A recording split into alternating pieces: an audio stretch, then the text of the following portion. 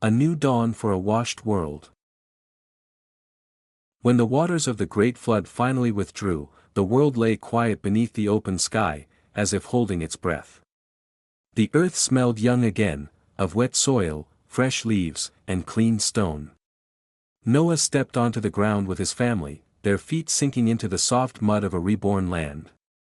Above them, clouds drifted slowly, no longer heavy with judgment, but light with promise.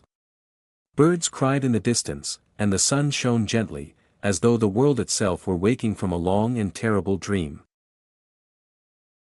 The blessing of life renewed. God's voice came to Noah, not like thunder this time, but with steady strength, filling the open world. He blessed Noah and his sons, telling them to be fruitful and multiply, to fill the earth once more. Every living creature, the deer in the forest, the fish in the rivers, the birds in the sky, would now know humanity's presence. A quiet awe passed through the land, for life was being entrusted again into human hands. Fear and dominion. Yet the blessing carried weight. God declared that animals would now fear humans, recognizing their dominion. The harmony of Eden was gone, something fragile had been lost. Still, humanity was allowed to live and eat from the earth. Every moving thing could now serve as food, just as plants once had. Life would sustain life, but it must be handled with reverence. The sacredness of blood. God spoke solemnly about blood, the hidden river of life within every creature.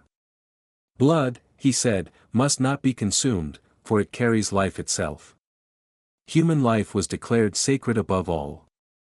Whoever shed human blood would be held accountable, because humanity was made in God's own image.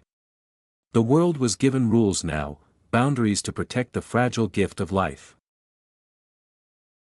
The everlasting covenant. Then God revealed something wondrous, a covenant, not only with Noah, but with every living being and all generations to come. Never again would a flood destroy the whole earth. This promise echoed across mountains, valleys, and seas, as if the land itself listened and remembered. The rainbow in the clouds. As if sealing his words, God set a rainbow in the clouds.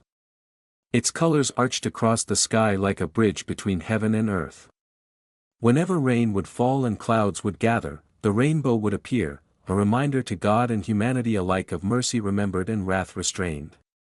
Children would one day point to it in wonder, unaware of the ancient promise shining above them. The planting of the vineyard. Time passed, and Noah became a man of the soil.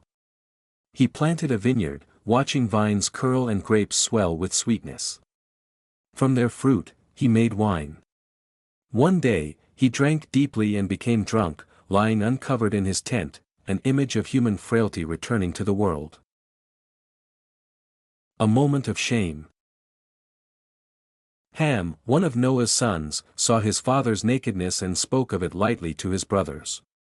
But Shem and Japheth turned away, walking backward with a garment to cover their father, refusing to look.